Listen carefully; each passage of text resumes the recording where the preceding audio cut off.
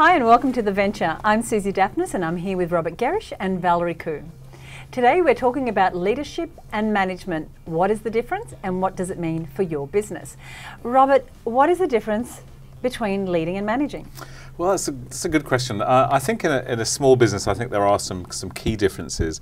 I guess when you're managing, we are tending to be very much kind of working in the business, doing things, managing projects. When we're leading, I think we have should be adopting a very different persona, and we're showing others around us that we're moving forwards, that we have a particular vision and direction that we're moving in. So I think there's different behaviours. But I do think the two kind of morph for a lot of people, particularly at the small end of town.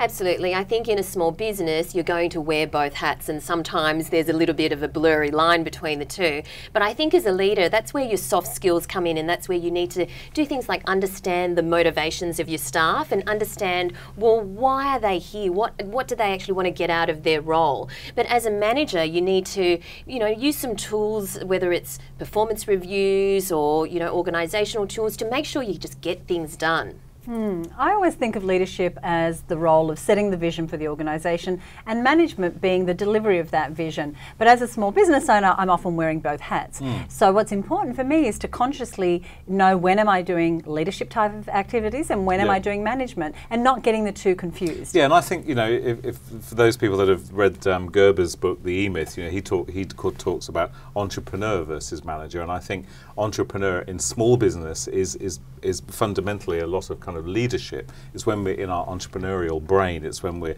coming up with ideas and we're going off in new directions. But I think also in business, particularly those people that, as you know, a lot of our people kind of work alone, and there's still a role for leadership even when you're working by yourself. I think we need to show our suppliers, we need to show the people around us. Most of our people work from a home office with family members there, spouses, so I think we need to demonstrate leadership and just let people know, hey, I know what I'm doing here, I know where this is going, to those around. So I think it affects every size of business, most definitely. And to take the time to bring yourself out of the business to take on that leadership role. If you get too far into the daily grind, then, well, you get too far into the daily grind and you kind of lose that leadership role, and you don't spend the time inspiring and empowering your staff. And I've found that sometimes for small business owners, where the frustration comes is when they're busy doing the work, managing the business, managing the staff or the suppliers or the projects, and not actually taking time to set the vision, to define those goals, to look at where the future lies. Yeah, I mean, you cannot lead if you don't know where you're going. You walk out into a field and try leading if you've got no idea what direction you want to go in. It's not going to be possible.